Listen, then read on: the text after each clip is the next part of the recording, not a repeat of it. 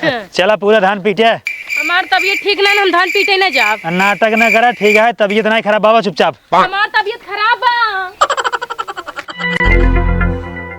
चला पूरा धान पीटे। हम न पीटे स्वामी। अब पीटे, नाटक न करा भैया।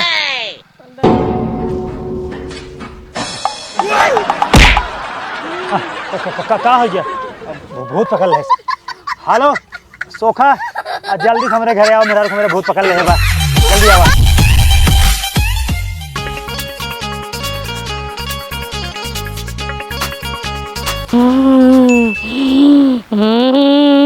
सोखा रे आए ना आए। क्या हो? सोखा मेरे को मारी है आई। ये बहुत बड़का भूत लागत बाटे। यो इतनी भीड़ से तोहरे घरे में मिट्टी रही क्या? हाँ रही। एक टिपरे पर के भूत पकड़े बाटे। का करे परे? एक काम करा, लइका बा सुगरे के लेड़ा पीस के पिया दे, आराम हो जाए। सुअर के लेड़ा हटे, छोड़ा, हमरे कोनो भूत उत ना पकड़े, हम नाटक करे रहे।